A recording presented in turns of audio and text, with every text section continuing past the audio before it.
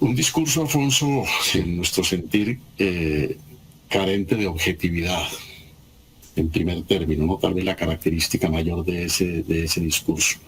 Presidente Duque, con la pretensión de hacernos querer creer a los colombianos que este es el gobierno de las más grandes realizaciones históricas, ¿no?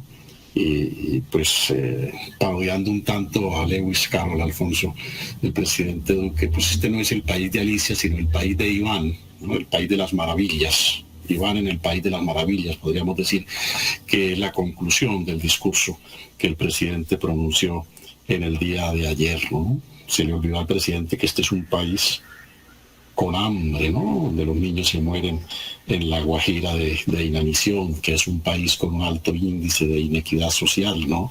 Que es un país plagado de inmoralidades que incluso están aquejando a su gobierno, un país donde la violencia se ha acrecentado, se ha multiplicado, donde el fenómeno del narcotráfico se hace definitivamente inatajable, ¿no? Un discurso que pretende tergiversar la opinión de la comunidad internacional frente a sus posiciones en materia de política de paz.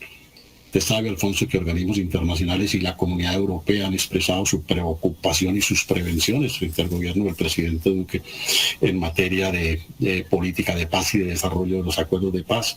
Y él pretende hacernos creer que no, que la comunidad 100% le avala y le corresponde pues a su manera de tratamiento de la política de paz, lo cual es, como dijeron los saboteadores, una especie de gran mentira histórica, ¿no?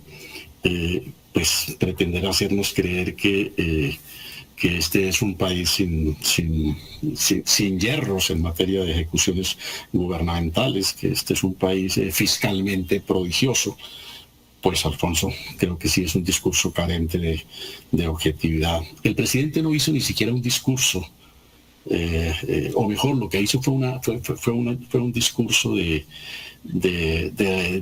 no de rendición, sino de distorsión de cuentas, Alfonso.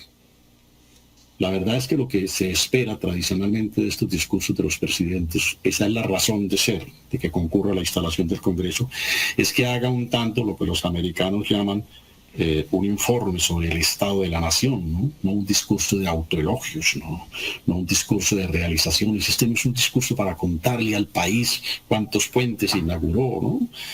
No, de eso no se trata, Alfonso. Es un discurso para que le diga al país, sobre todo siendo la última ocasión en que interviene como presidente ante el Congreso, para que le diga en qué estado entrega a la nación.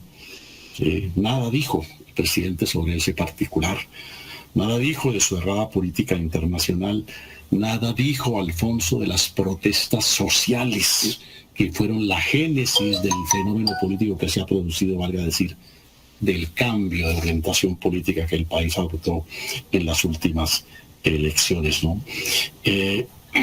Pero, Alfonso, tal vez, independientemente del contenido del discurso del presidente, a mi juicio, lo más grave, la gran falencia del presidente, que fue por lo demás característica a lo largo de sus 4 años de gobierno, fue el espíritu antidemocrático, al no querer, Alfonso, permanecer en el recinto para oír la réplica de la oposición, que es por lo demás un derecho de carácter constitucional. Sí, con esta actitud el presidente Duque desconoció una vez más a la oposición. Valga decir, para el presidente Duque la oposición no es una condición real de la democracia. Es una frase más de cajón de las que se van a gloria frente a la comunidad internacional. Alfonso, el presidente Duque olvidó que la democracia es una cultura política que se fundamenta en el respeto por los demás, por el respeto a la dignidad de los contradictores, a la diversidad política, por la tolerancia. Desconoció, Alfonso, ¿sí?, que es el diálogo y la palabra y no el desplante lo que ayuda a construir la convivencia y la paz, Alfonso. Los griegos, Alfonso, a quienes se les atribuye haber ideado el concepto de democracia, la construyeron sobre 3 presupuestos fundamentales, ¿no? La isocracia, la isonomia y la isegoria. Y esta última, Alfonso, la isegoria, fue la que le faltó al presidente de la República en el día de ayer. ¿Qué significa la vicegoria? El derecho a que los o todos en el marco político tengamos no solamente el derecho a expresarnos, sino el derecho a ser oídos.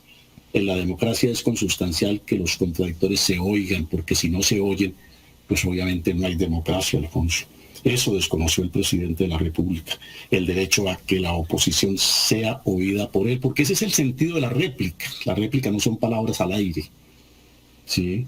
No son cantos a la bandera, se trata de que quien es objeto de las mismas las oiga. Eso es esencial, Alfonso, oír al contradictor en la democracia. Eso fue lo que los griegos llamaron la democracia, así como se censura a quienes pretendieron sabotear la intervención del presidente de la República. Mayor censura merece el desplante del presidente de la República de no querer oír a la oposición, característica que lo fue permanentemente durante los 4 años de su gobierno. Siempre ideó Duque maniobras para eludir las réplicas del derecho, las réplicas sobre el derecho a la oposición que se materializa en la expresión de sus contradictores políticos.